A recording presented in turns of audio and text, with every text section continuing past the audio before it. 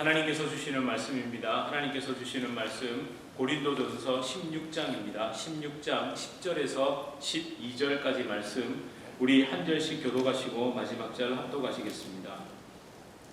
디모데가 이르거든 너희는 조심하여 그로 두려움이 없이 너희 가운데 있게 하라. 이는 그도 나와 같이 주의 일을 힘쓰는 자임이라. 그러므로 누구든지 그를 멸시하지 말고 평안히 보내어 내게로 오게 하라. 나는 그가 형제들과 함께 오기를 기다리노라. 형제 아볼로에 대하여는 그에게 우리 함께 읽겠습니다. 형제 아볼로에 대하여는 그에게 형제들과 함께 너희에게 가라고 내가 많이 권하였으되 지금은 갈 뜻이 전혀 없으나 기회가 있으면 가리라. 아멘. 우리 서로 앞뒤 좌우로 좀 인사하시겠습니다. 잘 오셨습니다. 반갑습니다. 네, 잘 오셨습니다. 반갑습니다. 너무너무 반갑습니다. 오늘 이렇게 또 일어나서 이렇게 인사해 주셔서 감사합니다. 우리 묘부교회에서 이렇게 몇 분이 이렇게 예배도 참석해 주셨는데 저희도 아침에 가서 예배를 좀 참석했었습니다. 가서 반대를 많이 받았고요. 또 그렇게 하여튼 아이들이 연합 예배를 드리는데 참 좋더라고요. 아이들이 참 많았고 그래서 감사했습니다. 그냥 감사했습니다. 제가 더 이상 무슨 얘기를 해야 될지는 잘 모르겠는데 이게 너무 감사해서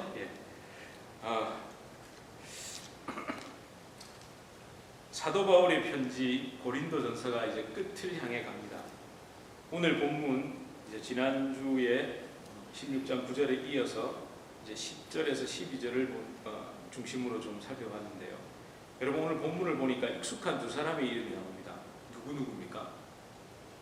디모데와 아볼로입니다. 방금 읽으셨잖아요. 디모데와 아볼로입니다. 잘 알다시피 디모데는 사도 바울의 영적 아들입니다. 동시에 가장 믿을 수 있는 일꾼, 심부름꾼이었습니다. 특히 메신저 역할, 우체부 역할을 했습니다. 우리가 묵상 중인 고린도전서도 에베소에서 고린도까지 디모데가 직접 들고 갔습니다. 자, 그러면 아볼로는 어떤 사람입니까? 그렇죠. 좋은 사람이라는 건 알겠는데 뭐라 콕 집어 말하기는 좀 힘드실 겁니다. 아볼로는 사도는 아니었습니다. 그러니까 예수님의 직계 제자들과 사도 바울처럼 사도라는 칭호를 받지는 않았습니다. 아볼로는 사도 바울의 그냥 신실한 동역자였습니다. 그에 관해서는 사도행전 18장 24절에서 28절에 잘 기록되어 있습니다. 아볼로는 이집트에 있는 알렉산드리아 출신입니다. 근데 이 알렉산드리아는 예전에 그 알렉산드리아 도서관, 그러니까 알렉산더 대왕이 도서관을 세웠던 곳으로도 유명하고 굉장히 지식이 풍부한 곳으로 유명한 도시였습니다. 아무튼 거기에 살던 유대인이었습니다. 그는 언변이 좋고 구약 성경에 능통하고 또 그렇게 열심으로 예수님에 대해 가르쳤습니다. 그러니까 예수님이 십자가에 못 박히시던 그 유월절 절기를 지키기 위해서 예루살렘에 머물면서 예수님이 메시아시라는 것을 알게 됐을 겁니다. 보통 그렇게 이야기합니다. 사도가 되려면 예수님의 공생애를 직접 목격해야 되고 예수님의 직계 제자가 되어야 되는데 아볼로는 그게 없었던 거예요. 그리고 부활하신 예수님을 직접 만나지는 못했던 겁니다. 그러나 예수님이 하나님의 아들 되시고 하나님의 그 온전한 율법과 모든 것을 이루신 메시아시라는 것은 분명히 알았던 거죠. 비록 사도는 아니었지만 그가 가는 곳마다 이 예수님을 전하며 살았습니다. 그렇게 에베소에 머무를 기회를 얻은 아볼로는 사도 바울처럼 회당에서 담대하게 복음을 전했습니다. 그렇죠? 여러분 그건 들어보셨죠? 회당에, 그러니까 사도 바울도 그렇고 아볼로도 그렇고 자기가 속한, 우리가 다른 타 지역에 가면 예배를 안 드릴 수 없어서 그 지역에 있는 교회를 가잖아요. 그 지역에 있는 교회를 가면 그 유대인들은 좀 독특하게 자기들끼리도 이렇게 저처럼 말씀을 강론할 수 있습니다. 특별히 사도 바울이 그걸 많이 했죠. 아니 어디서 오셨어요? 유대에서 왔습니다. 얘기하다 보면 가말리엘 문학에서 배운 아주 구약에 능통한 분이니까 아이고 그러면 우리 좀 말씀도 나눠주시죠. 이러면서 설교를 하기도 하고 그랬던 겁니다. 아볼로도 그렇게 했던 거예요. 그래서 가는 곳마다 이 복음을 전했습니다. 그런데 당시에 아볼로는 제가 앞서도 말씀드렸지만 완전하지 못한, 그러니까 약간 불완전한 복음을 알고 있었던 거예요. 특별히 예수님의 부활과 그 성령의 강림에 대해서 잘 모르고 있었던 거예요. 근데 그때 그 회당에서 운명적인 만남이 일어납니다. 바로 바울과 함께 에베소에 왔던 브리스길라와 아굴라 부부를 만난 겁니다. 왜냐하면 그때 사도 바울은 잠깐 에베소를 떠나가지고 안디옥에 있었거든요. 그래가지고 바울을 직접 만나지 못하고 브리스길라와 아굴라를 통해서 온전한 복음, 예수님이 부활하셨고 우리가 있는 동안에 성령의 그 체험을 받았고 이런 것들을 다 듣게 됩니다. 메시아 되심, 십자가의 죽음과 부활, 성령으로 찾아오심 등 아주 풍성하게 이제 십자가 복음을 누리게 됐고 알게 됐던 겁니다. 그러자 이 아볼로가 어떻게 했을까요? 거기서 머문 게 아니라 사도 바울, 브리스길라, 아굴라의 빈자리를 채우기 위해서 에베소에서 고린도로 갔습니다. 그러니까 아가야로 떠났다고 사도행전 18장이 되겠습니다. 추천서도 한 장 들고 갑니다. 왜? 누군지 알아야 될 거 아니에요. 고린도 교회에. 그러니까 이해가 되시죠? 고린도 교회를 사도 바울과 브리스길라, 아굴라가 개척을 하고 이 사람들이 에베소에 와 있었는데 여기에서 누구를 만났다고요? 아볼로를 만나서 아볼로를 교육한 다음에 아볼로에게 추천서를 써가지고 고린도로 보낸 거예요. 예. 그래서 간 거예요. 자, 갔는데 어떤 일이 일어났을까요? 1년 9개월 전이지만 기억을 더듬어 보세요. 고린도 교회의 가장 큰 문제가 뭐였습니까? 고린도전서 1장에 나오죠. 뭐 때문에 싸움이 났죠? 네, 파벌, 바울파, 아볼로파, 게바파, 그러니까 베드로파, 그리스도파 이렇게 나누어져 가지고 싸웠잖아요. 그러니까 이제 좀 생각이 되세요. 아볼로파가 왜 생겼는지. 그러니까 전통적으로 그 교회는 누구 파가 득세했겠습니까? 바울파죠, 바울파. 그리고 그 다음에 그래도 수제자, 사도 중에 수제자가 누굽니까? 베드로파. 예. 그리고 흔히 굴러들어온 어디서 추천상장 받아온 아볼로파가 있었던 거예요. 그리고 물론 양비로처럼 너희들 다 틀렸어. 난 그리스도파야. 이런 파가 있었고 이렇게 나눠져 있었던 겁니다. 근데 여러분 이 싸움에서 제일 약한 팀이 누구라고요? 아볼로파겠죠. 아무래도 그 싸움으로 인해 사실은 오늘 16장에 보니까 어떻게 된 겁니까? 아볼로가 다시 어디로 와 있는 것 같으세요? 에베소에 와 있는 겁니다. 그 싸움에서 밀려났다고 해야 될까? 어떻게 뭐 표현을 해야 될지 모르겠지만 에베소로 와 있었던 거예요. 여러분 그래서 사실은 오늘 본문 12절을 보면 지금 아볼로가 어디에 있는지 그의 마음 상태가 어떤지가 짐작이 됩니다. 한번 12절을 다시 한번 읽어보겠습니다. 12절입니다. 시작. 형제 아볼로에 대하여는 그에게 형제들과 함께 너희에게 가라고 내가 많이 권하였으되 지금은 갈 뜻이 전혀 없으나 기회가 있으면 가리라. 예. 여러분 여기에서 이 12절을요 헬라어 원문으로 보면 부정사부터 딱 나옵니다. 전혀 없다. 지금은 갈 의지가 이런. 그러니까 아볼로가 이 파벌 싸움에서 얼마나 많이 상처를 받았는지 그리고 바울이 이런 모습을 보면서 얼마나 마음 아픈지가 이 직설법을 통해 그대로 드러나고 있는 겁니다. 그러면 여러분 이제 짐작이 되세요? 왜 그렇게 마음이 상했을까요? 이 추론해 볼 수 있죠. 여러분 그 해답은 사실 10절에서 11절에 있습니다. 10절 11절을 함께 읽어보겠습니다. 시작. 디모데가 이르거든 너희는 조심하여 그로 두려움이 없이 너희 가운데 있게 하라. 이는 그도 나와 같이 주의 일을 힘쓰는 자임이라. 11절. 그러므로 누구든지 그를 멸시하지 말고 평안히 보내어 내게로 오게 하라. 나는 그가 형제들과 함께 오기를 기다리노라. 여러분 이게 어떤 의미로 다가오세요? 여기서 멸시하다, 무시하다. 누구를 무시할 걸 두려워하고 있는 겁니다. 지금 바울이. 예? 아죠? 디모데죠. 아볼로는 이미 무시를 당해서 돌아왔고 내가 지금 이 편지를 써가지고 이 너희들 이런 문제가 있구나 내 파로 갈라져가지고 싸우고 있구나 하고 이 편지를 써가지고 누구 편으로? 디모데 편으로 보내야 되는데 이거 가지고 디모데가 가서 자 보세요. 그때는요 인쇄기가 있는 게 아니잖아요. 복사기가 있는 게 아니기 때문에 편지를 사도 바울에게 받아오면 누가 읽어주겠습니까? 디모데가 읽어주는 거예요. 그걸 읽어주는 걸 듣고 있으면 그 중에 바울파, 게바파, 그리스도파들은 무슨 생각을 하겠냐고요. 또 저 어디서 왔네? 웃기는 소리 하네? 무슨 소리야? 이러고 듣고 있을 거란 말이에요. 그게 사도 바울은 알아요. 이미 그 교회를 자기가 개척했잖아요. 그러니까 그 교회 사람들의 성향과 분위기와 이런 걸 너무 잘 알고 있었을 거 아닙니까? 근데 아니나 다를까 아볼로가 상처를 받고 돌아왔단 말이에요.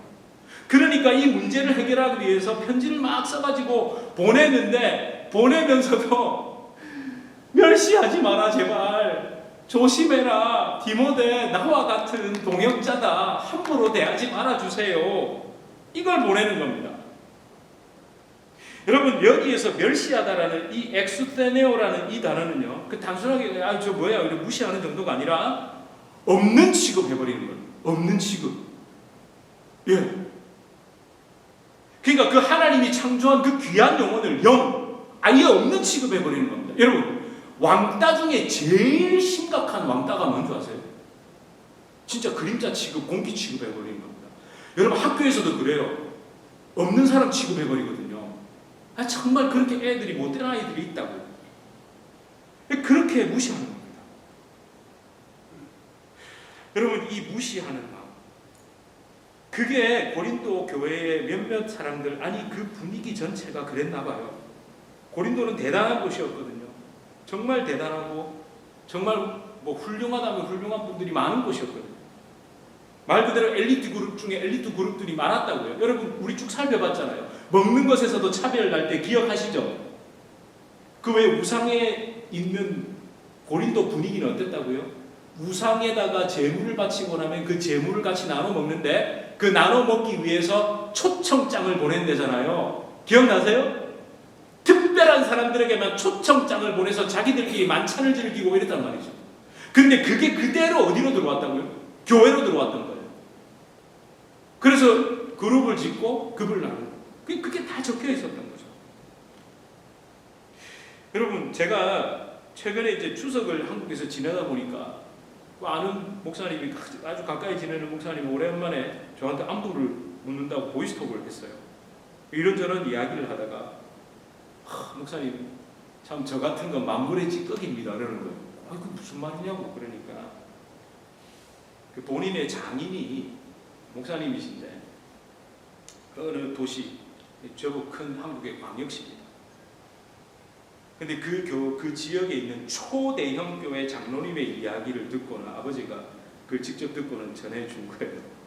그 장인어른이 이제 본인도 처가에 방문했습니다. 그 도시에서 가장 초대형 교회의 장로님이 같은 노회의 대형 교회 장로님에게 이런 말을 했답니다. 가늠이 안 되시죠? 초대형 교회는 한 10,000명쯤 되는 교회고요, 대형 교회는 한 1,000명쯤 되는 교회입니다. 아이고야, 많은 모사하고 1,000명이라도 저는 막 다리가 덜덜덜 떨릴 것 같은데. 근데 그 장로님이 그쪽 교회 장로님에게 이렇게 말했대요. 그 교회 목사님은 비주류인데 제법 목회를 잘하는 모양이네요. 우리는 비주류는 서류 심사에서 탈락인데, 이렇게 말하더라고요. 다시 한번 해드릴까요? 저는 주류라 해가지고 이건 줄 알았는데 그 주류가 아니고, 여러분 그거 아시죠? 한국에 보면 주류, 비주류 하면 과세가 달라지는 거. 그거 모르시면 세금 체계가 다 이렇게 술병, 옛날 거는 나오네. 술병에 이렇게 보면 주류, 비주류 이렇게 적혀 있거든요. 주류는 이렇게 텍스가 달라요. 그래서 주류, 비주류 하면 저는 옛날에 꼭 이것만 생각했는데 그게 아니고 메인스트림이고 메인스트림 아니라는 거예요. 그러니까 그 교회, 1,000명 되는 교회에 담임 목사님이 새로 오셨는데 비슷한 시기에 그 초대형 교회와, 근데 이 목사님이 제법 잘하시나 봐요. 그러니까 그 주류 교회 장로님이 비주류 교회 장로님을 보고, 그 목사님은 비주류 출신인데 제법 목회를 잘하나 봐요. 우리 교회는 주류가 아니면 서류 심사에서 탈락인데. 이게 도대체 무슨 이야기입니까? 그러니까 주류의 기준이 뭔지 아세요? 명문대 또는 인서울, 지거국 아세요? 지거국 대학, 지잡대가 있고 지거국이 있습니다. 지잡대는요 지방의 잡스러운 대학들이고 지거국은 지방 거점 국립대학입니다.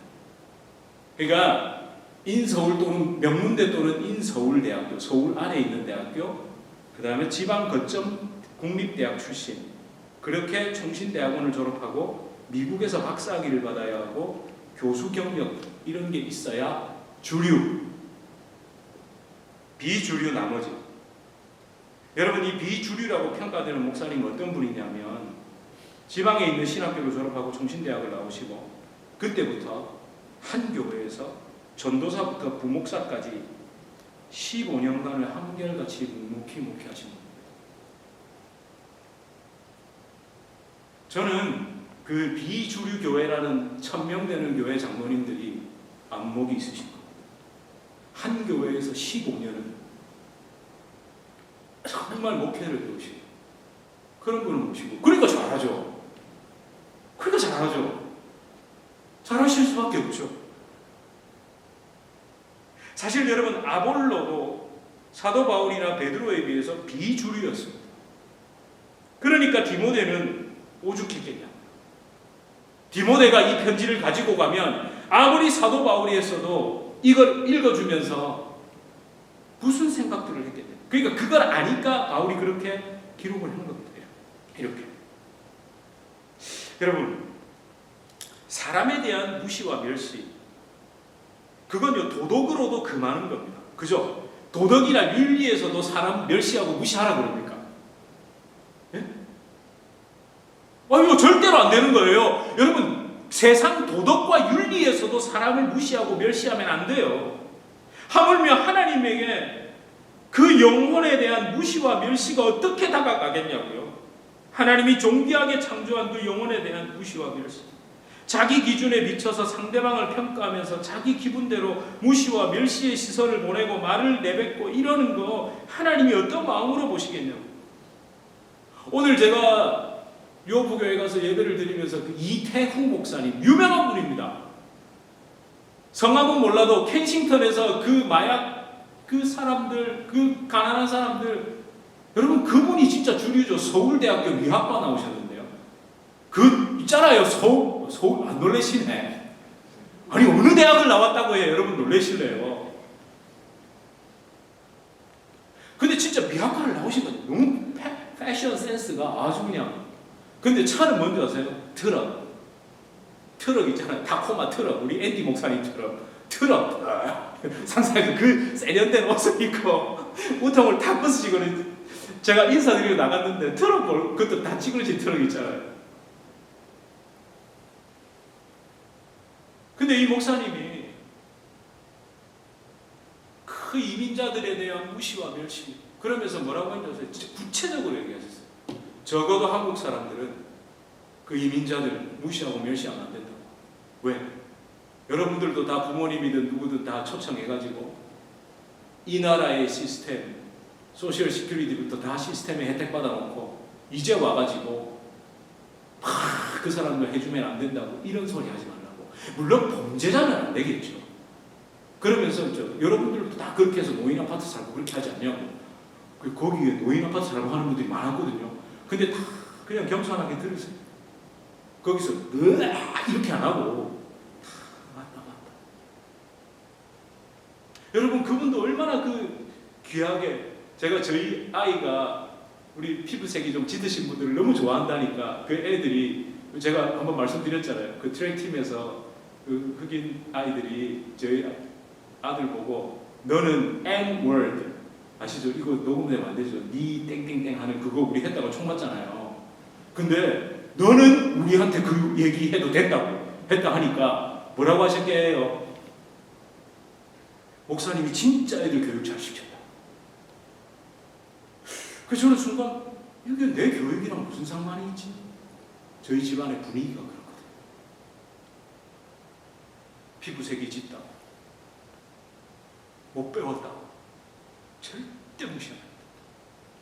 너희들이 그 아이들의 상황이 돼보면 저희 애들이 그 ESPN 우리 앤디 목사님 캠프를 갔다 오고 나면 애들의 공통적인 말이 자기들이 거기서 자랐으면 자기들은 더 했을 거라는 거예요.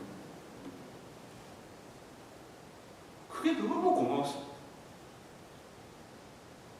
여러분, 내 안에 자리 잡은 교만이 상대방을 향한 무시와 멸시로 드러날 때 하나님이 지으신 존귀한 영혼들은 갈기갈기 찢깁니다. 그리고 여러분 또 그 무시하는 그 사람은요, 그 사람도 진짜 불쌍한 사람입니다. 왜냐하면 그렇게 무시를 했기 때문에 또 자기가 무시와 멸시를 당하지 않기 위해서 더 자기를 치장하고 더 가식을 떨게 돼 있고 누군가 나를 우습게 볼까봐 두려워하거든요. 여러분, 아니 우리가 제가 지금 좀 말씀이 있어서 지금 이렇게 하는 거예요. 뭐 여러분 교만합니다. 제가 이 얘기하는 게 아니고, 여러분 우리는 그래서 나도 모르게 예수님의 성품을 닮는 게 너무 좋아야 되지 않습니까? 모든 사람들이 무시와 멸시할 때 나는 그 사람이 존귀하게 보이고 그 영혼이 귀하게 보이면 주님 너무 감사해요. 어떻게 나에게 이렇게 역사하시죠? 여러분, 이 교만하고 남을 무시하고 멸시하는 사람들은요, 사실 자기 스스로가 굉장히 안타까운 사람들이에요. 그래서 여러분, 사실 교만한 사람은요, 자기가 교만한지 모른다는 겁니다. 남을 무시하고 멸시하면서도 그냥 그 사람이 그럴만했다라고 생각합니다. 근데 우리가 꼭 명심해야 될 게 있습니다. 만약 그럴 만한 사람이 있잖아요. 우리 그럴 수 있잖아요. 저러니까 저러지 하는 사람들이 있죠, 가끔. 우리 있잖아요. 예? 저러니까 저런 애를 당하지 이런 사람이 있잖아요. 그런데 우리는 이거 꼭 명심합시다.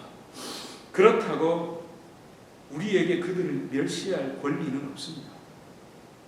그 사람이 그런 행동을 해도, 정말 보기에 무시당하고 멸시당할 행동을 해도 우리에게 그걸 무시하고 멸시할 권리가 없다고요. 예? 없습니다. 예? 아멘? 네. 우리 없어요, 그런 권리는. 그래서 저는 여러분 이거 한번 자기 진단도 할게요. 사실 여러분 교만한 사람이나 무시하고 멸시하는 사람과 가까이 하고 싶으세요? 어떠세요? 가까이 하고 싶으세요? 저는 싫어요. 힘들어요. 진짜 싫어요. 그 교만이 보이고 그 누군가를 무시하고 멸시하는 사람, 저는 정죄는 안 합니다만 힘들어요. 그렇잖아요. 그래서 여러분 우리 그런 사람을 한번, 특징이 있을 거 아니에요. 특징 많아요. 여러분 인터넷 하다가 교만한 사람의 특징 이렇게, 우리 저 챗GPT 있잖아요. 걔한테 물어보세요. 많이 알려줍니다. 근데 이건 안 알려주더라고요. 한번 보실래요? 이 교만한 사람들, 남을 무시하고 멸시하는 사람들의 특징은요, 기분이 태도로 드러납니다. 다시 한번 뭐요? 기분이 태도로 드러난다. 여러분 이거 한번 보실래요? 뭐라고 써놨습니까? 한글 못 읽으세요? 우리 함께 읽겠습니다. 시작. 기분이 태도가 되지 말자. 한 번 더요. 시작. 기분이 태도가 되지 말자.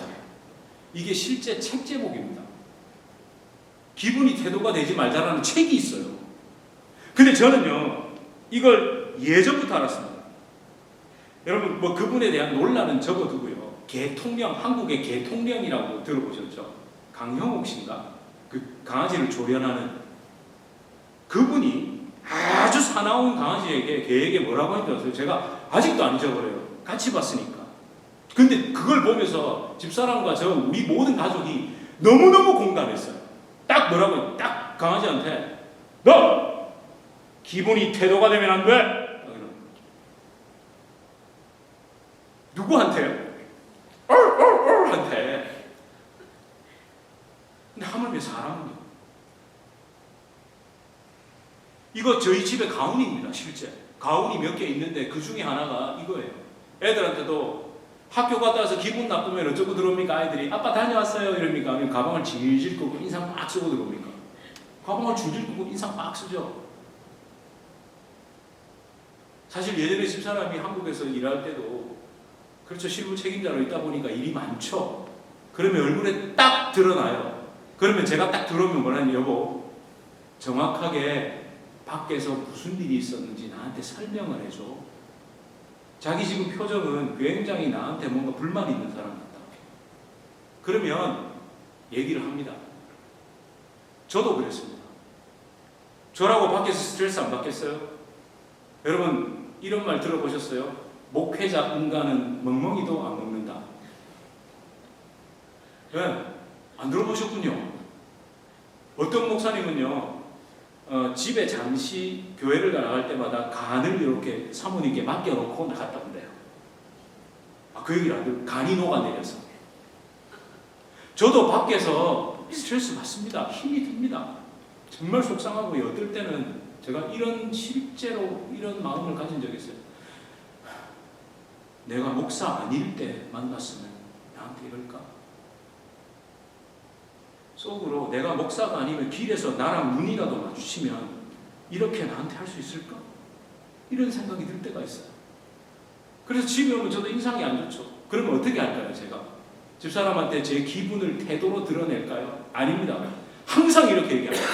얘들아, 사실 아빠가 자세하게 설명할 수 없지만 조금 마음이 어려운 일이 있어서 혹시 아빠가 말투나 어떤 그런 거에 좀 그렇게 표가 나거든. 너 때문에 그런 게 아니야. 이해해 주세요. 그렇게 얘기합니다. 그러니까 제 기분을 태도로 그냥 드러내는 게 아니라, 여러분 지금 역대기 묵상하고 계시죠? 역대기 우리 24장, 25장, 26장에 세 왕이 나옵니다. 누구 나옵니까? 시험 칠까요? 묵상하시는지 하나님 시험 한번 쳐볼까요? 24장에는 요아스가 등장하고요. 25장에는 아마샤가 나오고요. 26장에는 우시야 왕이 나옵니다. 근데 이 세 왕의 특징이 하나 있습니다. 뭘까요? 처음에 잘하다가 뒤에 가서 다 엉뚱하진 않는다. 근데 처음에는 다 그 위에 누가 있었냐면요, 여호야다 대제사장이 있다든지 스가랴 선지자가 있다든지 다 이랬습니다. 그러다가 자신이 힘을 얻자, 그들이 다 돌아가시고 나자 본색을 드러냅니다. 근데 그게 어떻게 드러내느냐? 기분이 태도가 됩니다. 요아스는 여호야다 대제사장의 아들인 스가랴 대제사장이 당시 그렇게 하면 안 된다고 얘기하니까 야, 돌로 쳐 죽여라고 성전에서 돌로 쳐 죽여버려요. 자기 기분을 그대로, 그것도 여호와의 성전에서 그대로 냅니다. 아마샤는 어떻게 했을까요? 한 선지자가 와서 왕이 싫어, 그러면 안 된다고 얘기하니까 야, 너 맞을래? 이래버립니다. 좀 놀라셔야 되는데 안 놀라우시군요. 우시야는 분향하지 말라고 80명의 대제사장들이 안 됩니다, 왕이시여 하니까 화를 냅니다. 자기 기분을 그대로 태도 다 드러냅니다. 그런데요, 우리 하나님이 어떻게 하시는 줄 아세요? 아마샤 장면에서 나옵니다. 한 선지자를 보내서 에돔과의 전쟁에서 승리하고 돌아오는데 하나님의 힘으로 승리하고 돌아오면서 에돔의 신을 가져다가 우상숭배를 하니까 하나님이 딱 이렇게 되어 있습니다. 여호와께서 진노하사. 자, 진노는 뭡니까? 하나님의 기분이고 감정이고, 그렇죠? 하나님도 기분과 감정이 있으세요. 화가 나셨어요. 진노하사 칼을 휘둘러 아마샤의 목을 댕강 잘랐다. 이렇게 안 되어 있고 뭐라고 되어 있는 줄 아십니까? 예, 한 선지자를 보내요. 그 하나님이, 분노하신 하나님이 당신의 분노의 그 감정과 그걸 폭발시킨 게 아니라 선지자를 보내가지고 말씀으로, 여러분 그 내용 읽어보면요, 그것도 이를 해주시니 이렇게 하는 게 아니라, 얘들아, 너희가 나를 힘입어 승리했는데 그 패배한 신을 가져다가 분향을 하고 섬기는 건 이상한 일 아니니? 이렇게 얘기하세요. 맞잖아요. 하나님이 승리하게 하셨는데 여호와께 찬양을 하는 게 아니라 하나님의 힘으로 패배한 그 신을 데려다가 섬기니까 하나님이 안타까워가지고 그렇게 하지 말라고. 그러니까 아마샤가 너 맞을래 이랬다니까요, 그 선지자한테.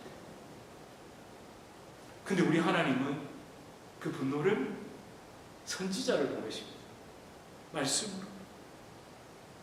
사랑하는 성도 여러분, 우리 성경의 원론 중에 원론을 잊지 맙시다.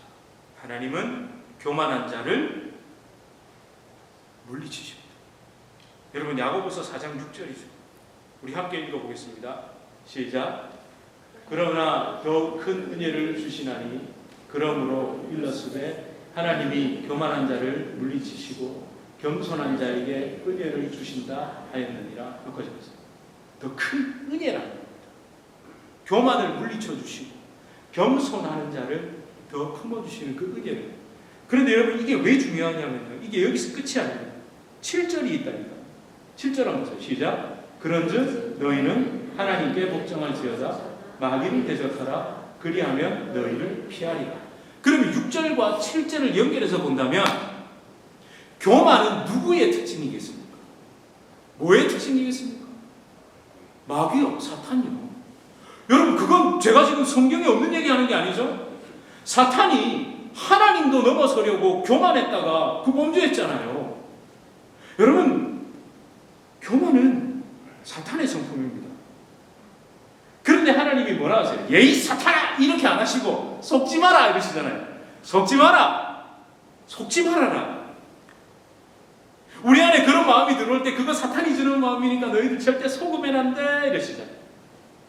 사탄이 넣어주는 그 마음, 교만한 마음이 아니라 십자가 은혜로 겸손해지는 그 은혜를 누리라고 아름답게 말씀해 주시는 거예요. 여러분 그리고 잊지 말아야 할 것, 겸손은 범죄한 인간이 가질 수 있는 성품입니까? 아닙니까? 예전에 얘기했어요.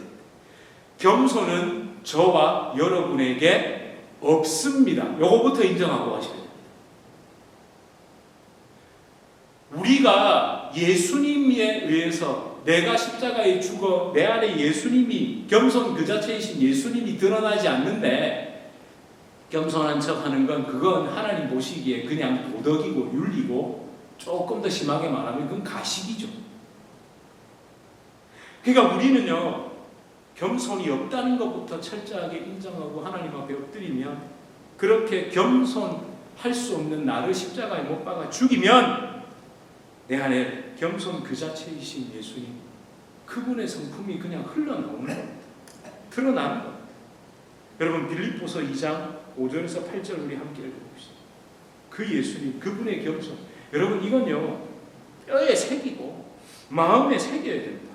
삶에 새겨야 됩니다. 우리 함께 읽겠습니다. 시작. 너희 안에 이 마음을 품으라. 곧 그리스도 예수의 마음이니 그는 근본 하나님의 본체시나 하나님과 동등됨을 취할 것으로 여기지 아니하시고 오히려 자기를 비워 종의 형체를 가지사 사람들과 같이 되셨고 사람의 모양으로 나타나사 자기를 낮추시고 죽기까지 복종하셨으니 곧 십자가에 죽으심이라. 아멘. 여러분 이 말씀을 붙잡고 묵상하시면요 거기까지 도달하셔야 됩니다. 어디까지냐? 그래, 하나님이, 예수님이 하나님과 동등됨을 취하지 않고 낮아지셨다.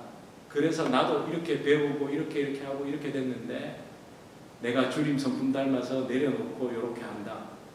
그거 잘못된 겁니다. 여러분들 내려놓으실 거 있으세요? 뭘 내려놓으시겠어요? 여러분의 학벌? 여러분의 직업? 여러분의 그 대단한 뭐가 있으세요? 그게 여러분 건가요? 제 건가요? 제가 예전에 내려놓음에 꽂혀가지고 얘기를 하니까 이런 얘기를 해주신 분이 있습니다. 그래, 참 내려놓는 건 좋은 거지. 그런데 너 내려놓을 거라도 있었니? 제가 그 말 앞에 무너졌습니다. 많은 사람들이 저에게 그랬거든요. 목사님 뭐 이런 거 하시고 저런 거 하시는데 다 내려놓고 목회자 얘기를 하고 이런 얘기 했는데, 저는 그래서 진짜 제가 내려놓고 겸손한 줄 알았어요. 근데 그 말 한마디를 해주신 저를 가르쳤던 그 고사광석 목사님의 사모님, 그 병원에서 목사님 누워 계시는 데서 저한테 너 내려놓을 거라도 있었니? 여러분 보세요. 내가 내려놨다는 것, 그건 내가 이뤘다는 거잖아요. 근데 그게 내게 아니라는 걸 알면 여러분 우리가 내려놓을 게 어디 있었습니까? 여러분이 빌립보서 2장 5절에서 8절은요, 꼭 댁에 가서 2장 전체를 한번 읽어보십시오. 3절에 그러므로 나보다 남을 낮게 여기고 그 사람이 나보다 훨씬 낫다는 거예요. 그러고 난 다음에 그리스도의 겸손을 이야기합니다. 여러분, 상대방은요, 아무리 우리가 볼 때 별 볼 일 없어 보이는 그 사람도 하나님이 보시기에는 저나 여러분과 똑같은 영혼의 가치입니다. 여러분, 만약에 많이 배웠다고 우리 영혼의 무게가 더 많이 나가고 신앙생활 더 열심히 했다고 우리 영혼의 무게가 더 많이 나간다면 그거 하나님이 아니죠. 그 사람들도 나도 하나님 보시기에는 똑같은 영혼의 무게를 가진, 내가 너무너무 존귀하게 지은 한 영혼입니다. 여러분, 우리는요, 그래서 영혼을 섬기고 사랑하는데 목숨을 다해야 합니다. 여러분이 살아가는 그 한순간 한순간이 누구를 섬기는 그 일을 위해서, 그래야 여러분도 누군가의 섬김 받으실 겁니다. 여러분, 섬김은 모두에게 필요합니다. 나는 그거 없어도 아쉽지 않아가 아닙니다. 그래서 여러분, 내 안에 사는 분이 예수 그리스도인 게 얼마나 감사한 일이고 얼마나 다행한 일인지 모릅니다. 우리 시간 함께 이 찬양, 주님 내 안에 사는 이 예수 그리스도이십니다. 그래서 나의 죽음이 유익하고 주님이 내 대신 사는 것이 행복합니다라는 이 은혜의 고백이 저와 여러분의 삶에 넘치길 주님의 이름으로 축복합니다.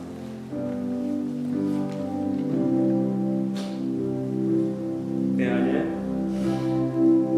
안에 사는 예수 그리스도니 나의 죽음도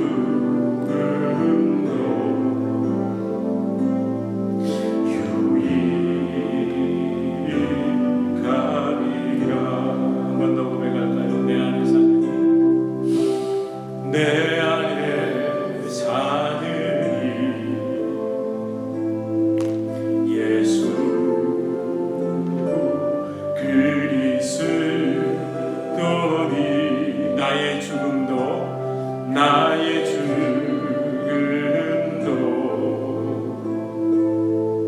유익하리라. 나의 왕 나의 왕 내 노래 내 생명 또 내 기쁨 나의 힘 나의 것 내 평화 나의 죽음 내 안에 사느니 예수 그리스도니 나의 죽음도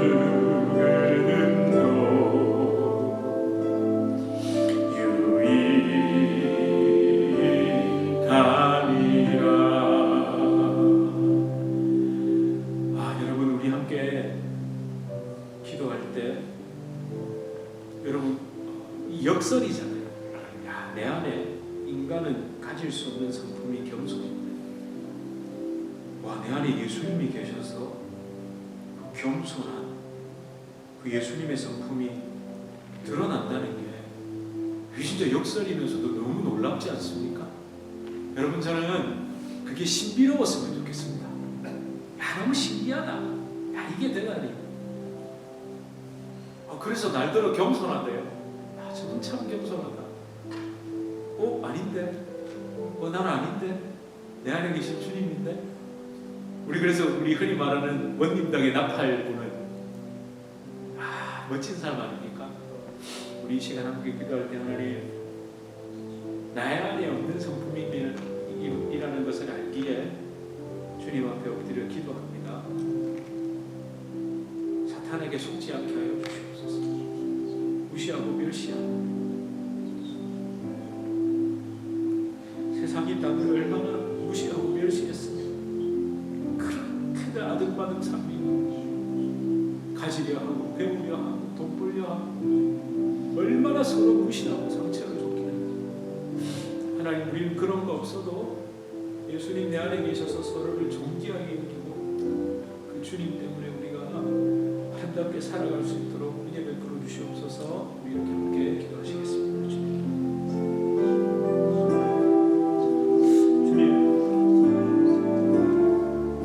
우리 안에 없는 성품이고 분명히 그래서 겸손히 원하는데 하나님 그걸 하나의 성품으로 생각하니 내가 죽어야 주님이 내 안에 사시는 그 놀라운 능력이 나오고 주님 우리를 도와주시고 우리 안에 그 겸손함을 주시옵소서.